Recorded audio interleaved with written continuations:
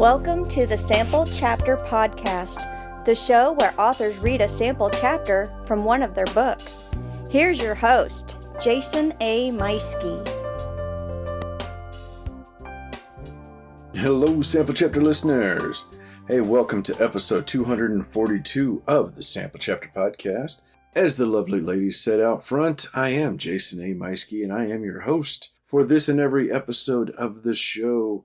Hey, we are back again this week with last week's guest, Roy M. Griffis, but this week it's the sample chapter from his Cthulhu Amalgamated series, Book 1, The Thing from HR. And what a great book. He was kind enough to send me a copy. I'm about halfway through it right now, and it is a lot of fun.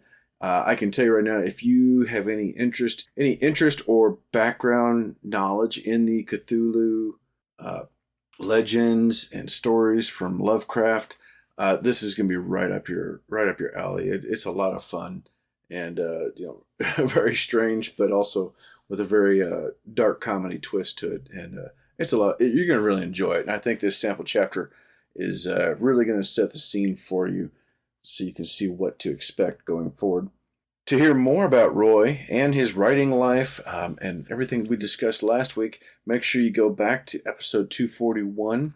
I'll go ahead and put a link in the show notes for that to make it easy to find. Don't forget to be following the show on whatever is your favorite podcast platform, because we are available on all of them, whether that's Apple Podcasts, Spotify, YouTube, all the shows, all the platforms. We're on all of them. So, well, hey, I mentioned last week that I had a few things going on in my life. First thing was that I did have that knee surgery. It was nothing much to it. It's just an arthroscopic scope on me and my other knee, because it was in bad shape and needed to be fixed, and that went pretty well.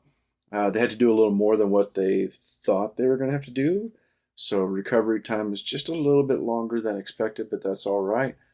You know, they can rebuild me. They can make me stronger and faster, right? Little $6 Million Man throwback from my childhood. But the good thing was that during my downtime, I was home for about a week and a half, almost 2 weeks, and during that time, I did do a lot of writing on Bandit 2. And another little short story. But the exciting thing was I finished the draft of Bandit 2. Yay! Oh my gosh. Almost 2 years later, right?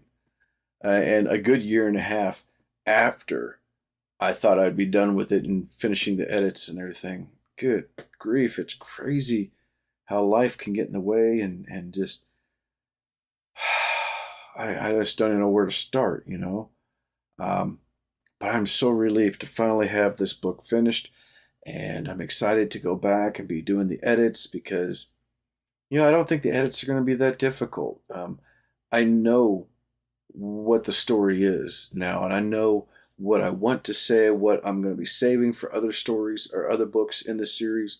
So I'm really looking forward to this process, and I really believe I'm going to have it done pretty quick. In fact, I'm so confident in it, I'm actually contemplating setting up a pre-order status for Bandit 2.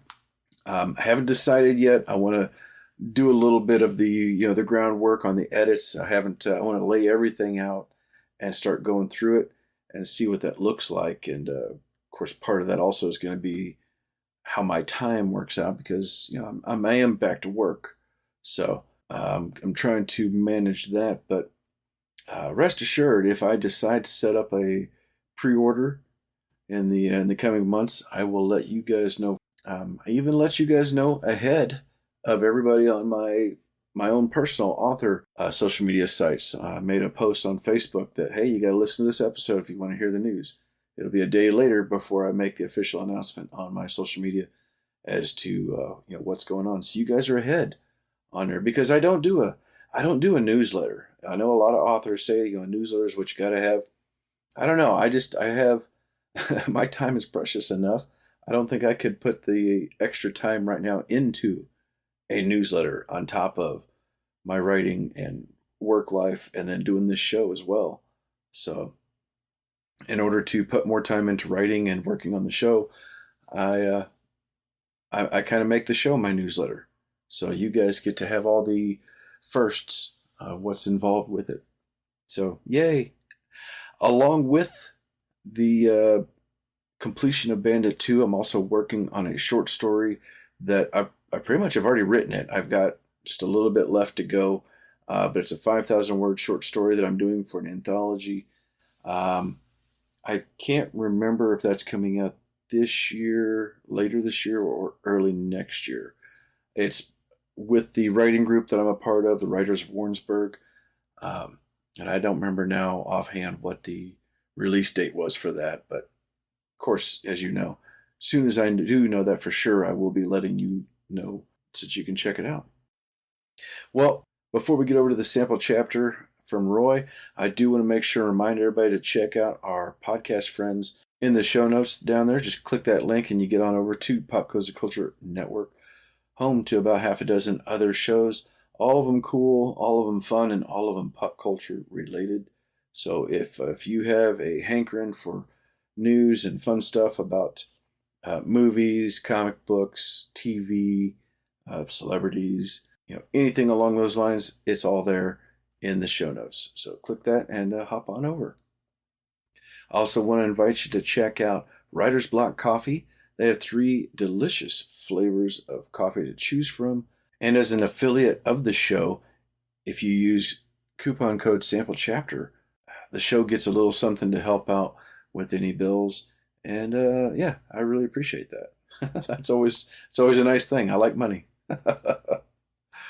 All right. Well, hey, as always, as I mentioned before, make sure you're following the show on social media. We're on all of them. Facebook, the X, I guess it is. I'm still going to call it Twitter, and Instagram. I have not been sharing on there as much as I have in the past. It's been difficult to get on social media at all for a while now, but I'm trying to schedule things out to make it easier. But yeah, follow the show so you don't miss out on any news or anything that's happening. If you want to reach out to the show, you can do so at samplechapterpodcast@gmail.com. And of course, don't forget to hit that subscribe button on whatever podcast platform you're listening to so you don't miss out on any of our upcoming episodes. They're all pretty cool, I'm telling you right now. Okay, well, hey, without further ado, let's hop on over to our sample chapter from our guest, Roy Griffis. This is book 1 of his Cthulhu Amalgamated series, The Thing, from HR.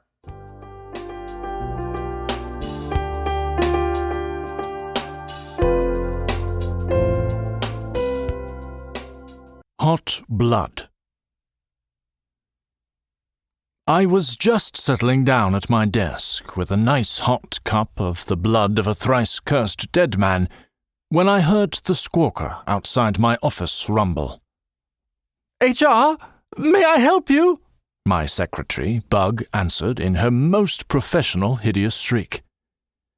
I'd lowered my proboscis into the steaming brew, waiting for that lovely first jolt of hell-bound hemoglobin to land upon the parched, empty place where there should have been a soul, when I perceived that most dreaded event just beyond the entrance to my foul lair.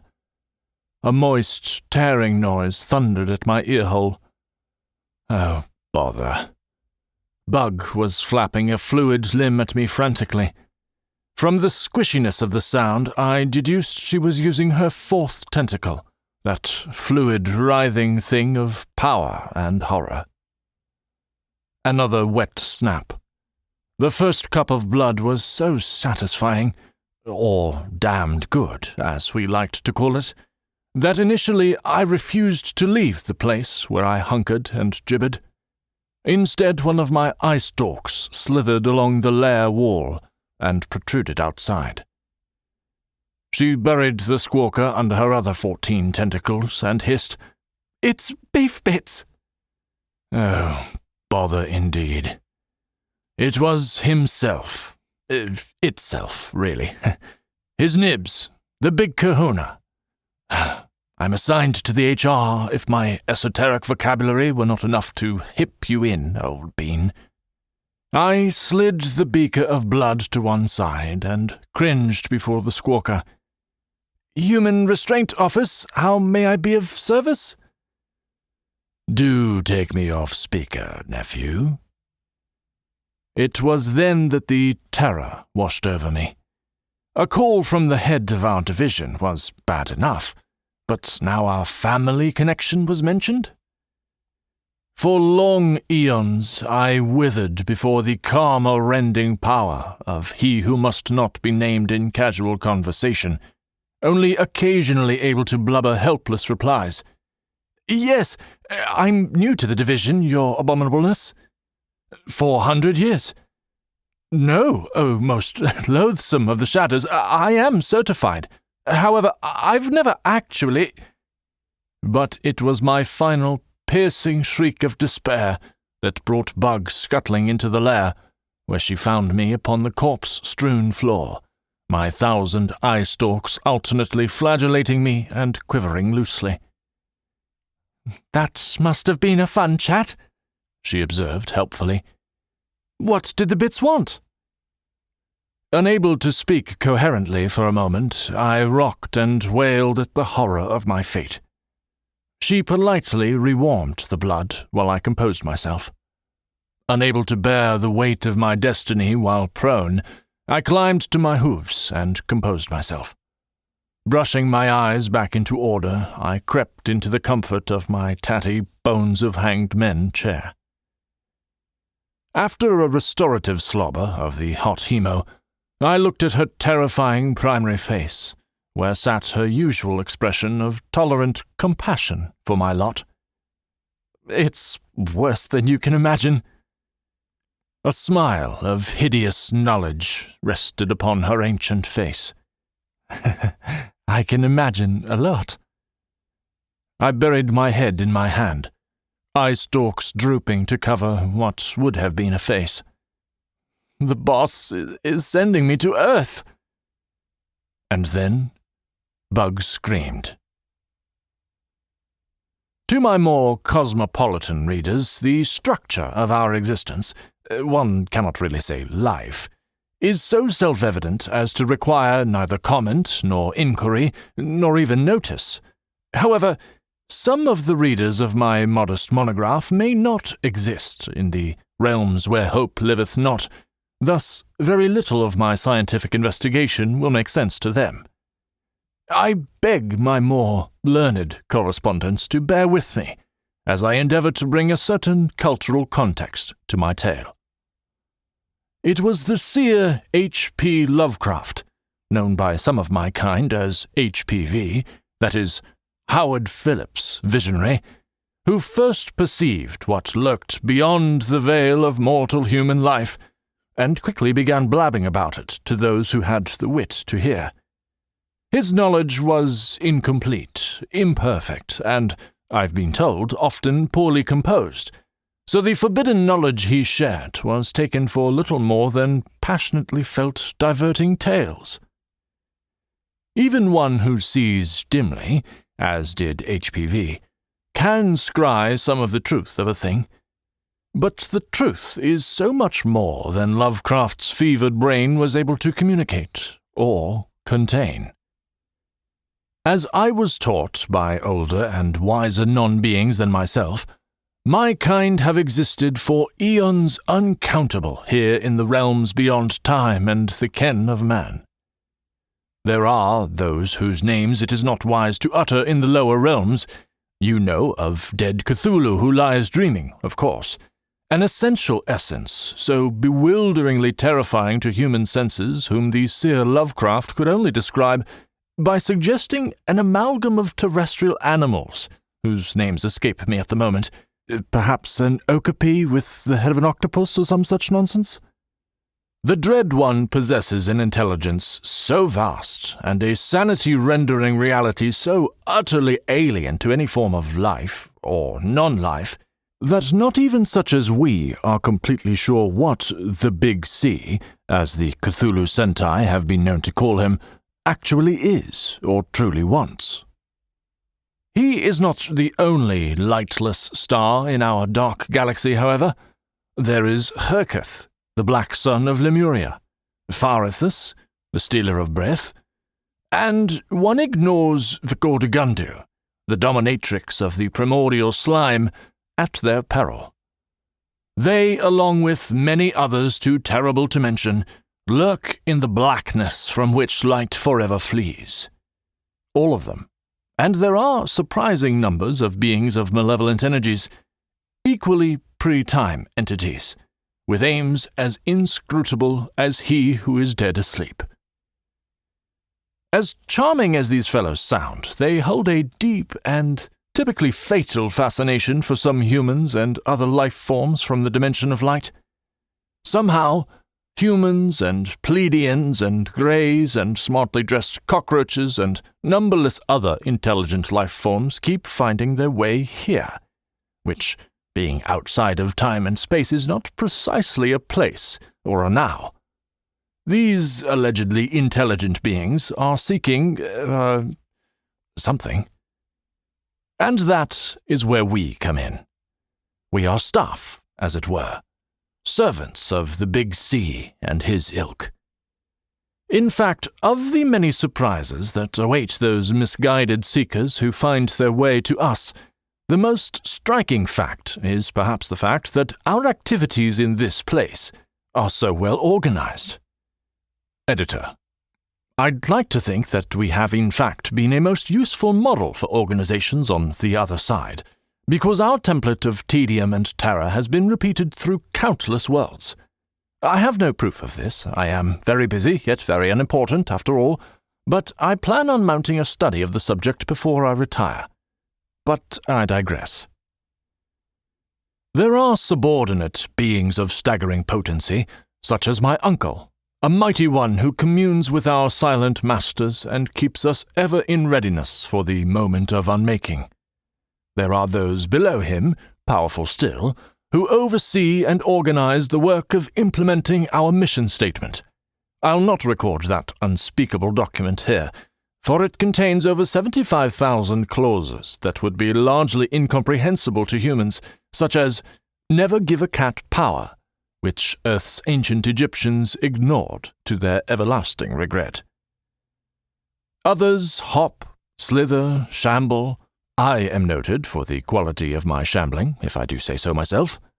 Stumble or ooze through the hierarchy unnaturally. The delirious hounds of Wagundwa, the shrieking baboons from beyond the veil, and of course the mailmen of Kismet, to enumerate but a few. Then, at the bottom of the org chart, there are such as Bug and I. Shoggoths. We were created as servants of the outer darkness, instruments of the often silent will of the dread Dark Ones. Lesser beings in our civilization, to be sure, but far more powerful than any human. Editor. Or Pleiadians. Those fellows are insufferable about their spiritual advancement, and for such highly evolved beings they certainly seem to wander in the lands where madness reigns, far more often than mere chance would seem to support. The forms of a Shoggoth vary for reasons I really can't go into here, but suffice it to say we are the stuff of a nightmare that is teetering on the edge of madness with just a soupçon of raving. It's not glamorous work, nor glorious, but it is vital, and I felt this expository digression was necessary to ensure my gentle reader, regardless of their species or status as quick or non-living, might more fully grasp the import of this modest account of my experiences down there. Detached duty was the official term used by His Maleficence, but the truth was, as are most truths in our dark dominion, far more excruciating. I was being sent down amongst the humans. After conveying this brutal fact to Bug, I collapsed into a heap of ichory tears. Good Bug regained her composure after her unseemly outburst and cooed, "Now then, what's all this about now? You studied those hairless apes, did you not?"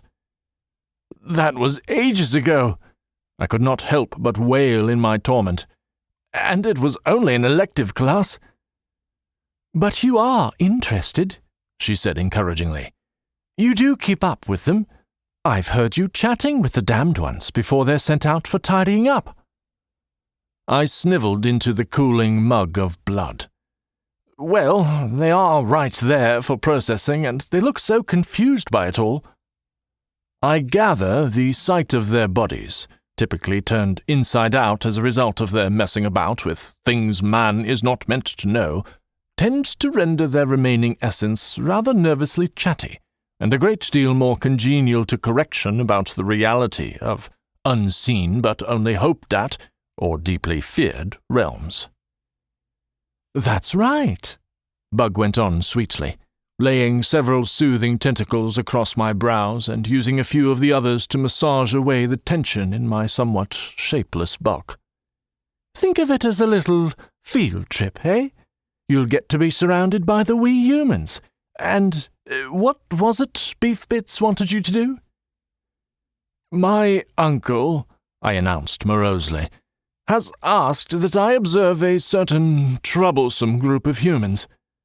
It was a rather vague request, as these things tended to go. He had emphasized the troublesome part of the brief, now that I thought about it." The suckers of her tentacles began to bite savagely into my skin. As I relaxed against the pleasant sensation, she said, "It sounds like a great responsibility, Narkla." "How so? Oh, yes, right there, dear Bug." She set to, flailing at my hide with her tentacles, adding, "Well, naturally they'd only send a very capable and daring Shoggoth to that nasty superstitious place." "It's a backwater," I said in distress, starting to stand. Her tentacles wrapped round the arms of the bone chair, pinning me there. "Which is why they need you, the most educated being to ever run the Human Restraint Office." I relaxed again under the twin assaults of her sound thumping of my upper thorax and her equally sound reasoning. Most of the lesser elder things do think that HR is a joke, an impediment to getting their job done. "Yes, of course," she cooed again. I winced at that, for I knew that on a distant planet several galaxies across the hall, a tiny subspecies of newt had suddenly exploded into extinction. But such are the burdens of our power. "And you are just the shambling horror to prove them wrong." By the name of the unnameable, I dare say you are right." "Oh, I know I am," she said in a teasing way. "Will there be anything else, O Lord of the Fungi?" I waved the flattery away. "Psh! Could you be a love and fetch me a hot pint of something a little mellower?" I gestured at the coagulating blood. "Perhaps a dram of an occasional blasphemer?" "Right away, sir," she replied with a wink, punctuating it with a saucy smack of a tentacle tip against my proboscis. Dear Bug, what would I ever do without her?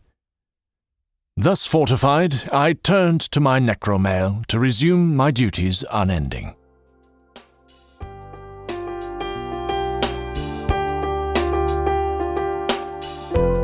All right, that was Roy M. Griffis with a fantastic reading from his Cthulhu Amalgamated series, The Thing from HR. That was book 1. Book 3 just came out recently, so make sure you click that link in the show notes for everything Roy and to get the rest of the series and keep up with them. And they're a lot of fun. I'm enjoying the book myself. Don't forget to also click the link in the show notes for our podcast friends and affiliate at Writer's Block Coffee, and hit that subscribe button so you don't miss that next time when I'm back with a new author, a new book, and a brand new sample chapter. Take care, everybody.